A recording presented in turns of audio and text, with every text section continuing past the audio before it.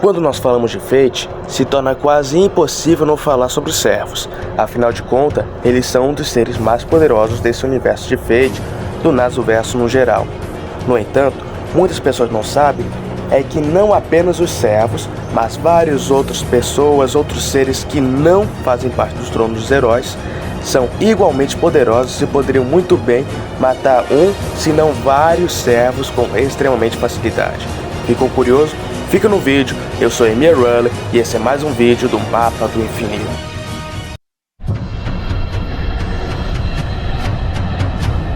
Mas para que esse vídeo possa realmente começar de fato, eu acho que se torna meio que obrigatório explicar para todo mundo que acabou chegando nesse vídeo o que é um servo. Servos são qualquer entidade, desde humano, fada ou até mesmo uma sonda espacial que de alguma forma, seja por meio de fama da sua lenda ou por meio de um contrato com o planeta, conseguiu fazer com que a sua alma fosse levada para o trono dos heróis. Essa alma pode ser invocada por meio de rituais de invocação para lutar em uma determinada luta, seja para proteger o mundo, seja para lutar numa guerra do Graal. E isso é o que é um servo. Ainda tem vários outros casos específicos no que tange ao ritual de invocação dos servos, mas isso tudo seria muito complicado e necessitaria de um vídeo só para isso, para explicar o que é. Mas mesmo assim, tem vários seres no Nasuverso que conseguem peitar servos sem ter ascendido ao trono dos heróis. E nós já vamos falar sobre eles, fica aí. Os Crypters são um grupo de 6 magos, mais um apóstolo morto que foi juntado pelo primeiro diretor da Caldeia, com o objetivo de atravessar singularidades e salvar o mundo. E para isso, com exceção do Kadok, que é um mago bem fraco se comparado aos outros Crypters, cada Crypter tinha que ter uma força bem considerável. No exemplo disso, a Ofélia conseguiu prender um servo em um mundo de infinitas possibilidades usando o olho místico dela. E se não fosse pelo fato de a Brunilde ter descobrido uma forma de burlar esse olho místico, até mesmo Surtur teria ficado preso nesse ataque de possibilidades infinitas. E olha que Surtur era uma criatura com capacidade para destruir o planeta. Mas aqueles que realmente são os Crypters mais fortes são Kishtaria Wuldaime e David. O Kishtaria, para mostrar o quão forte ele era, chegou no Olimpo, matou o Dioscuros, que era um deus verdadeiro, e depois ainda obrigou ele a virar um servo dele como um mero espírito divino. E depois, para mostrar que ele não cacetou um deus fraco, ele foi lá e jogou meteoros no Zeus, que estava com 1/10 do poder dele, e derrotou ele. O Zeus estava curioso para saber quem deles poderia vencer uma luta com os dois no poder total. E o David, ele é tão talentoso quanto Kishtaria. Nas palavras da Da Vinci, enquanto Kishtaria é capaz de fazer tudo aquilo que nós consideramos possível, o David seria aquele que é capaz de fazer o impossível realidade. Os apóstolos mortos são vampiros. Eles são, ou pelo menos deveriam ser, agentes de defesa da Gaia, que é a vontade do planeta. A principal missão deles deveria ser varrer a humanidade da face da Terra. No entanto, eles acabaram tendo alguns probleminhas no decorrer desses milênios e não conseguem fazer exatamente isso por causa de alguns sistemas de defesa da humanidade. Mas não se engane se você acha que todo apóstolo morto vai bater num servo. Em Strange Fake mesmo, nós temos um apóstolo morto apanhando para um servo. Aqueles apóstolos mortos que realmente podem lutar com servos são os 27 mais fortes da lista de apóstolos mortos. Inclusive, se vocês quiserem que eu traga um vídeo só falando sobre essa lista dos 27 apóstolos mortos, deixa aí nos comentários para eu trazer. Como nós bem sabemos, a igreja no mundo de Fate é mais do que só uma igreja. Ela é uma organização que sabe dos mistérios do mundo e que, assim como a Torre do Relógio, tem os seus meios e a sua filosofia do que agir com respeito a eles. Nas palavras de Arcueide, a igreja seria um sistema de defesa da humanidade para exterminar vampiros e algumas outras heresias da humanidade, como a magia, por exemplo.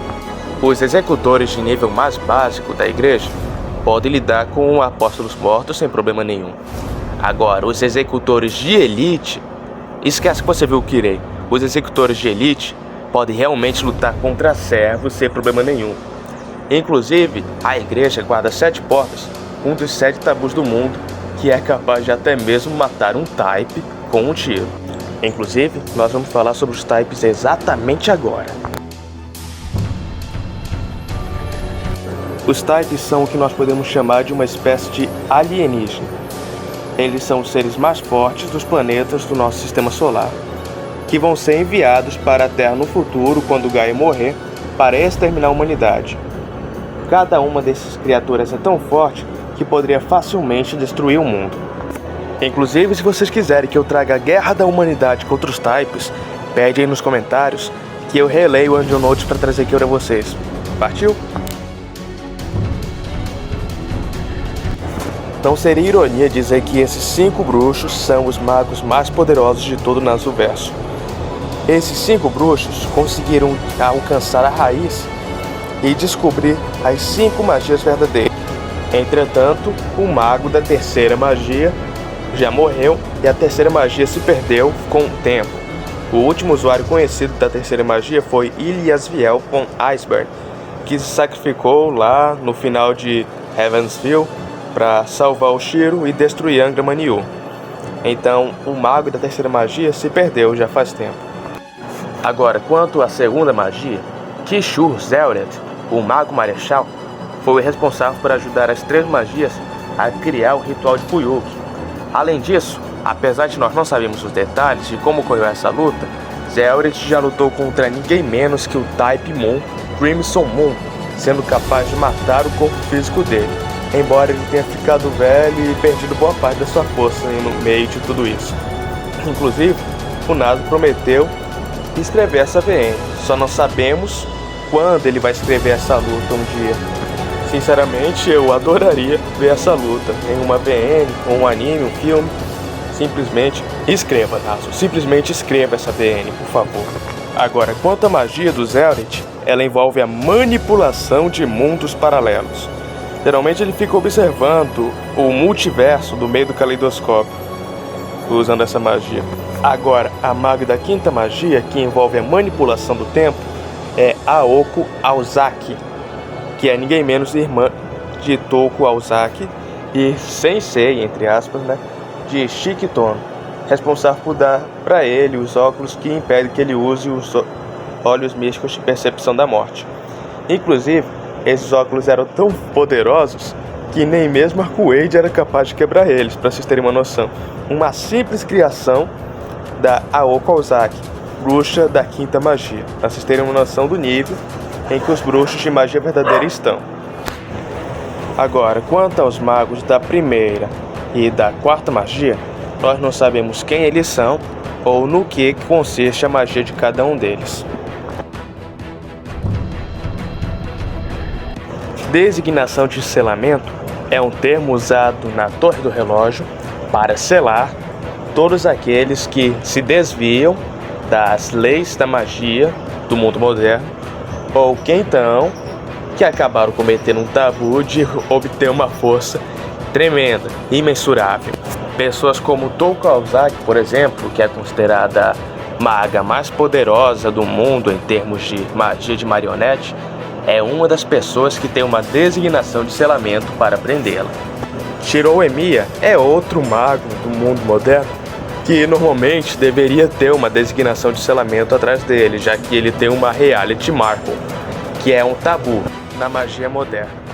Aí vocês perguntam, quem é que a Torre do Relógio manda de doido para ir atrás das pessoas que têm designação de selamento para pegar eles? Quem vai atrás deles são os magos de elite moderna que fazem parte da elite dos executores da Torre do Relógio. Gente como a Basset. Aliás, não fique pensando que a Basset é fraca, porque o que aconteceu foi que o Kirei pegou ela de surpresa. Porque geralmente a Basset com o Fragarak dela não teria problema para lidar com servos. Tá ligado aqui no nível em que os executores de elite da Torre do Relógio estão? Eles também são usados geralmente para negociações da igreja com a Torre do Relógio, da Torre Relógio com a igreja, para manter esse equilíbrio de poder. E também pode-se dizer que eles são como a polícia do mundo dos magos no Nasuverso. As 18 facções podem ser ditas como os manda-chuvas do mundo da magia. Eles que ditam as regras, dizem regras que eram feitas, e eles que ditam as designações de selamentos e tudo mais. Eles não estão no nível dos Three Magics, mas gente como, por exemplo, Bartolomeu Lorelei, que é uma das membros das 18 facções, mais precisamente da facção Bartolomeu, não tem problema, por exemplo, em sair no braço contra membro dos 27 Apóstolos Mortos. E nenhum dos membros das 18 facções, pelo menos do alto nível delas, perde em nada pra gente do nível da Bartolomeu.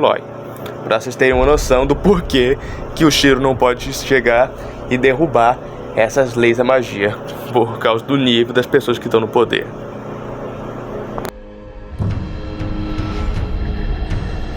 Se nós vamos falar de poder bruto, o Instituto Atlas está longe do menor dos magos da Torre do Relógio.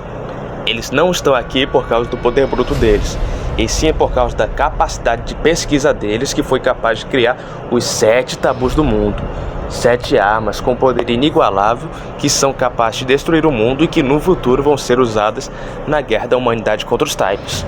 Foi o Instituto Atlas o responsável por criar cada uma dessas armas.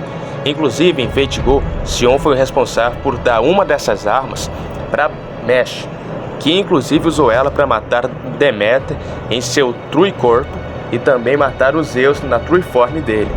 Todos eles sem nenhum problema, como se fosse simplesmente papel. É isso que as armas do Instituto Atlas são capazes, sem nenhum problema. Bom galera, esse foi o vídeo de hoje. Eu pensei ainda em colocar a galera do Mare Hunt aqui, mas decidi que não, eles não têm tantos feitos quanto o Instituto Atlas e não tem poder bruto como a Torre do Relógio em si. Então esse foi o vídeo de hoje. Muito obrigado por assistir aqui. Deixe seu like e até o próximo vídeo. Eu sou Emir Rully e esse foi mais um vídeo do Mapa do Infinito.